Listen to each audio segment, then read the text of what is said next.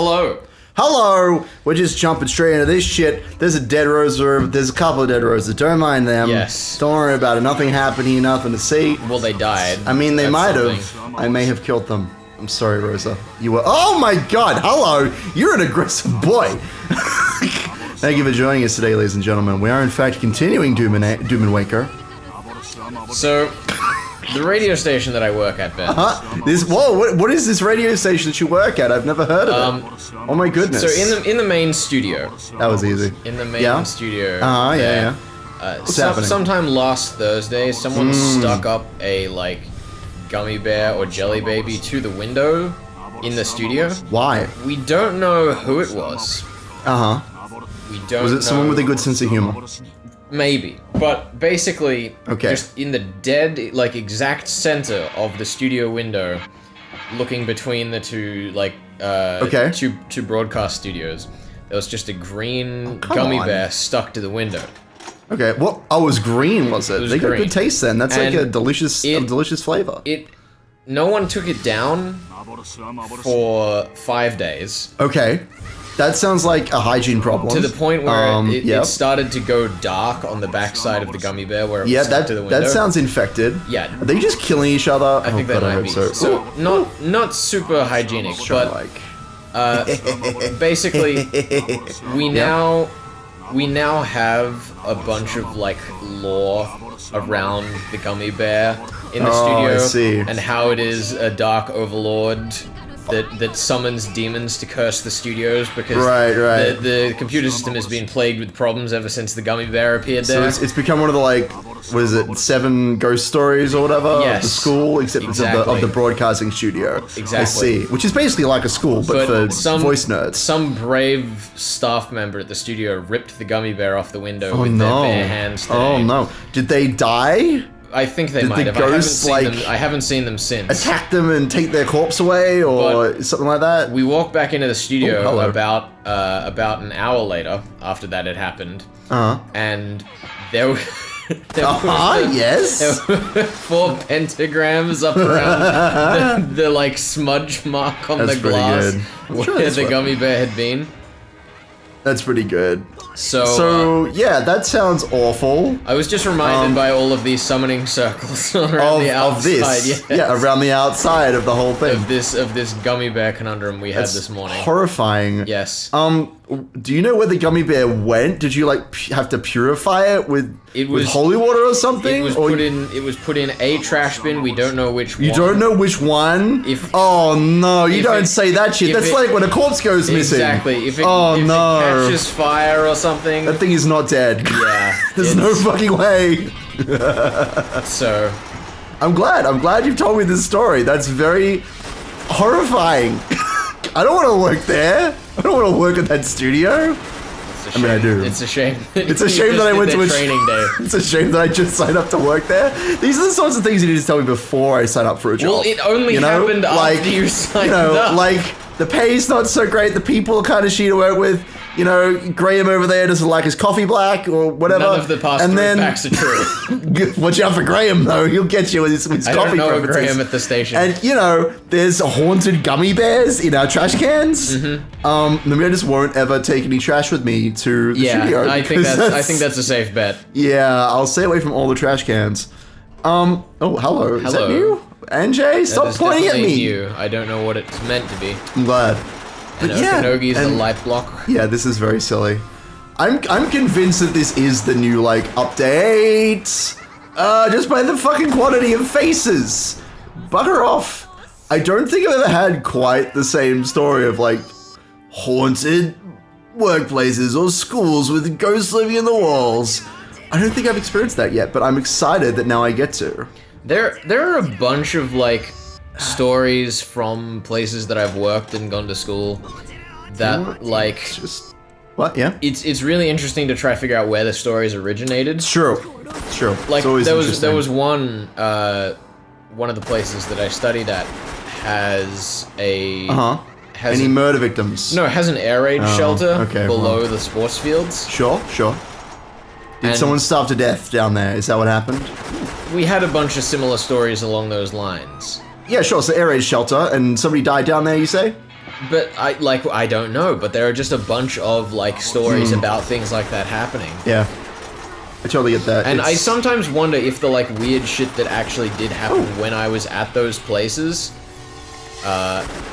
will eventually end up like that for future generations. Yeah. Like it's not just like there was a gummy bear placed in the middle and there was like pentagrams like there were 7 gummy bears placed, one on each night at this time. And there was blood on the walls. Like you can imagine how that sort of thing will go. Yeah. It's exciting. Like, will these stories have enough staying power to become that warped? Yeah. I mean, that's a great question. How does that happen? Cultural things, my dude. How does culture even change? Why are we not the same society we were 1,000 years ago? Or even like 10 years ago? A lot of it is technology, funnily enough. The internet. Yeah, some people who follow me on Twitter might have seen that I did an interview with one of the producers from The Great War. The Great War, yeah, I saw that. Which is a YouTube channel that basically followed World War I day by day as it happened 100 years later. Yeah. Which, first of all, is a really interesting show if you're into history. Which I am. So I totally recommend checking that out. Yeah, totally. But it's really interesting to like look back and see all of the things that have changed in what is, relatively speaking, a pretty short amount of time. It's like one lifetime. Yep. Which is very short. Lives are unimportant, let's say. Alright, hold on. There we go. Speaking of unimportant lives. But yeah, no, I listened to a little bit of the Great War thing. Not like a lot, but it sounded like you had a good time with them at least. It is interesting to me, like, that over 4.5 years, the Great War put out about as much content as we have. Really? Oh, we just slow? No, damn. No. It took them like 4 times as long. Oh, I see. But I thought you meant that, like, he had spent 4 months putting out 2.5 years of content or whatever. No. However long we've been around for. So, basically the thing is that their content's like all bite-sized. Right. So like a couple minutes long. Yeah, so I think each episode's like 10 minutes long and they have like 600 and something videos. And I mean, that's not counting the fact that they also did copies of the videos in like other languages and stuff. Right, yeah. But it's very interesting that with us doing like longer form content, like the more podcasty style stuff, how much faster we just rack up the like hours of content. But yeah, no, I think it's interesting because obviously we edit our videos, we do that because it's just good practice. But like, I imagine that if they're doing bite-sized content, that's like very concentrated, very like, we edit like every second of the video to be like perfect. And like, I bet they have like a slideshow or like images and footage and that sort of thing. Yeah. They do one of those like waveform podcasty things. Oof. I need to get back into the swing of things. I blame my rusty. It's one of the rough things for us. Finger. We've probably mentioned it before. It's one of the rough things for us about doing like the read-through style stuff is that me as an editor, I would love to just cut like hours of our videos. Yeah, for sure. Like, especially, not only just because sometimes, we will make a joke and it'll just be a miss. Yeah. And, sometimes it's a miss enough that it's funny again for the opposite reason. Sometimes you make bad jokes. That's right. Sometimes you do. No, never. Perfect jokes. But also there's times where I'm just like, I could cut all of Ryukashi's scene here. Yeah. Because it's like, it's slow and it doesn't really get us anywhere. Sloppy. Yeah. Oh, I feel you. But that's like not the product we're offering, so it's very hard for me to step in and do that. Yeah, totally. Like, we're trying to present, like, in my mind, we're trying to be entertaining, but we're also trying to, like, in good faith represent Ryukashi's work. Yeah. So, if we're not presenting that in its entirety, like, what's the point? Yeah. It's interesting, because that's one of the same things that Flo from The Great War spoke about, is that if they'd done, like, 2.5 years of the war, then it would have been worthless. Like, they needed to commit and finish the whole thing. And this whole thing. And it's kind of the same for us, but for, like, slightly different reasons. Yeah, sure. Yeah. Because we have a whole media package that we're trying to, wrap up and present to the audience, obviously. We wrap it up in our sick commentary and our humor. But, yeah, like, there is a baseline here that is expected. It's like, in my mind, like, because, like, I know you're not a huge fan of the warts and all approach, but I think that really sings very well. And especially with Ryukashi's work, because one of the biggest, like, things that I'll praise, more Higurashi, I think, than DOOMineko, but certainly both of them, that his work is incredibly indie, and a lot of its faults has a certain charm to them. Like, I think saying that I dislike the warts and all approach is perhaps the wrong way of phrasing it. I like the warts and all approach, but I still like being editorial about the warts and all. Sure. Like, I would look at the warts and all and say, like... So if you had a wart in front of you, you'd, like, dissect it? You'd, like... Yeah, so it's like, Is showing this flaw adding to the overall product? Sure. Yep, for sure. Fucking hell. It's one of those things where, like, I heard an interview. Adam Savage did an interview with some of the filmmakers behind. Adam Savage. Yeah, behind Mortal Engines, right? Yeah. And they're talking about like how they made these giant machines in the film feel satisfying. Sure. And basically, in the like scope of the world that they set up with like the 3D modeling and these like giant machine moving wheeled cities. To make them feel like they were going any faster than a snail's pace, they had to clock these things in at like 300 plus kilometers an hour. Right, yeah. Which, if you consider the scale that they're supposed to be at, is just outright ridiculous. It's huge, yeah. But it's one of those things where it's like, it's a theoretical flaw that still adds to the overall product. Sure. You can still keep in those, like, I guess you could call them flaws. Sure. I mean, if we're talking like movie realism, talking about, and it's something I use in like tabletop role playing a lot, talking about the technical aspects of things and like I don't know, I'm trying to think of like a good example. Like when I'm talking about firing a gun, you know, I'll talk about like you feel the kickback and the recoil and there's dirt on the muzzle, like I'm getting all the gritty detail. And a lot of that stuff in movies is kind of glazed over because all you want to see is the man pulls the trigger and he shoots a dude and that's like cinematic. Yeah. But I will spend a lot of time going over the gritty details to like give a certain sense of immersion and that sort of feel to it. It's sort of a similar deal. But yeah, like when we create this content, we like in my mind, I'm not trying to make it like this is a professional movie. I'm trying to make it seem like, you know, we're having a conversation. You guys are kind of part of the conversation. Yeah. That makes sense? I think it's one of the other interesting challenges for us about presenting the show like this is drawing the line between having a conversation between us and having a conversation with the audience. Absolutely. Yep. Because the audience isn't here. Yeah, they can't interact. Or you guys can't interact, but we can make it seem like we're talking with you, you know, we're sharing ideas. And part of that is showing like some faults because when you're having a conversation with a friend, you don't put on a suit and fucking like, I don't know, maybe you do monitor every little thing you say in minute detail. Maybe you do that, you crazy people. No, but like one of the classic ones that someone pointed out to me was like at the beginning of the DOOMineko playthrough. Yeah. I went to switch the sprites to look at the new one. But there were no sprites on screen, and I just kind of sat there looking at it for a few seconds until I realized what I'd done. Absolutely. And like me as an editor would have just cut that out. Yeah, because like cut that entire thing out. Yep. Your intention was to show the sprites, and you didn't show the sprites. Yeah. Therefore, you should cut it out. Yeah. But that's an example where like that's now a cool thing that the audience can like look in on.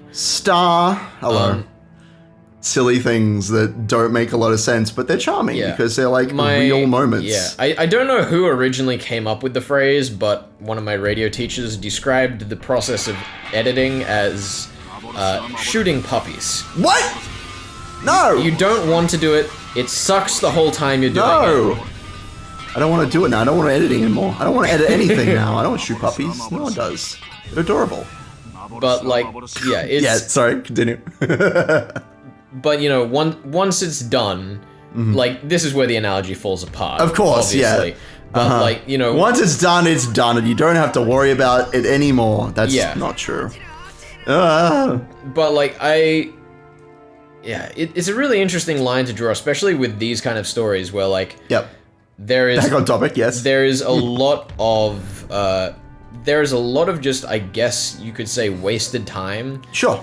That doesn't really add anything to the story, but kind of adds to the product. Yeah, it adds to the experience of reading, you know, when they cry, right? Yeah, like, I think if I was reading an edited, more polished, properly produced version of DOOMineko, it would be better. Yeah. But there is still some enjoyment that you can get out of the less produced parts of it. Like the music, for example. Like, Hope, despite being an excellently written track, is just... it's not very technically complicated. It's not technically complicated is not the problem I have with it. It's okay, more, sure. You're the music guy. It sounds like, you know, an underproduced track. It's one piano line that kind of doesn't have much presence. It doesn't have much body other than the core melody, which as a background element does kind of work, so it's not like a huge problem.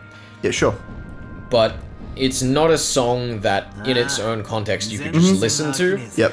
That's one of the things with like the really famous game soundtracks like Halo, like Doom and stuff. I was gonna, Those are songs you can listen to. I don't think there's anything really in the UMineko soundtrack, other than maybe like... the ZTS stuff? You don't just throw that on? No, not like strictly ZTS's stuff. Like, just some of the better produced tracks, like some of the ones out of episode 7. Like, even though they have the same instrumentation as Hope, like I think it's Fall or Rain or something from episode 7. Maybe. Like Dai's piano tracks, basically. Yeah. Even though they have the same instrumentation, the production just sounds more full, so they're more interesting to listen to in isolation. Yeah. And like, it's one of those things where I think UMineko would probably be a better experience. It would leave a better impression if it was. I understand what you're saying, but like, I mean, this is why when you look at movies, most like mainstream movies, you're like, where's the big orchestral like backing track and all that shit? Like when you open a AAA product or you go to see a mainstream movie or whatever, you're like, this is what I expect from the movie. This is the like, I'm trying to think of a good example, but like. We have certain standards that we expect from a AAA product, and it's just standard. It's like, if you don't have the orchestral soundtrack for your fantasy movie, you're fucked. Like, that's just something that someone in a boardroom is like, you have to have this, you have to have that, you have to have X, Y, Z characters, you have to have like the standard love interest, etc., etc. I think that Ryukishi thrives. Like, I've been listening to the Higurashi soundtrack, which I'll talk about more when we actually get to the point in the story where Dai enters the picture. But like, I've been listening to his soundtrack just over and over again because I think I love every track in there, and I don't think, I'm not an audio guy, but I don't think that they are like that well produced. They're very simple, straightforward. A lot of them are just simple loops over and over again for 3 minutes, but like, I don't care. I don't know. They give me a certain sense. Like, I haven't read the VN, but I can imagine what scenes those tracks would be playing. It's an example I first brought up in, I think, the episode 2 post-edit recap, which was that Ryukishi's writing is a lot like Metallica's And Justice for All. Yes, I'm glad we're bringing this back up. Which is an album machine gun ammo. Shit. Which is an album that is famously terribly produced, but the songwriting has made it like a classic anyway. Because it's good enough despite the production. Right. And, you know, fucking beating a dead horse on the fact that that's how UMineko is as well. Like, it's a excellently written. But its presentation is not so great. Yeah, for sure. Shout out to that airport scene that goes for like 20,000 years. Like, as I keep saying, like, this is his charm. He's wonderfully indie and clunky. Like, I think that it would take away from his individuality as a writer to fix those problems. Like, I still say, like, he should get a fucking editor, but it would take away from the charm of his work, I think. Well, I think it's kind of on the same scope as us having a conversation with the audience as opposed to with ourselves. You don't have to get rid of the aspects that make it good, you just have to kind of change the way that they're presented. For sure. What was the other one I saw? The new Robin Hood movie that's coming out. Oh, I don't think I'm gonna watch that. Yeah, but we were speaking with our friend, his girlfriend's a costume designer, and we were talking about the fact that, like, basically the costume design in the trailers is like ridiculous. You can't tell whether it's like a modern movie or if it's like ancient medieval shit. He was saying that his girlfriend like found that really off-putting as a costume designer, whereas I think that sculpting of film identity as opposed to like forcing it into its historical context could be an interesting idea. Yeah, if they're doing something different, fuck yeah, let's just hope it's actually good and doesn't fall flat on its face. But like, that's one of the interesting things like Ryukishi does with his toying with expectations, Well, one of his most classic examples is when Ava's like, it was probably the servants because XYZ, and everything she says is correct. And then she's like, what about Kinzo? How'd he get out of his room? XYZ. And then she's totally correct. And then she gets bumped off mysteriously because she points out like the exact answer and is killed for that. At least that's the, you know, the assumption that we're making. Yeah, like that's just how he does. Rugashi loves to just lay out the answer immediately and then kind of pick your brain. He's very much a strategist in that sense, which I love so much. I will say before we wrap this up, we need to start finding the secrets again, Ben, because apparently this weapon of Erica's, the scythe. I heard there are modifications or some shit. So I don't know if we've already missed all of them, but I guess we'll find out. There's some creepy butterflies. Next time on DOOMineko. Woo!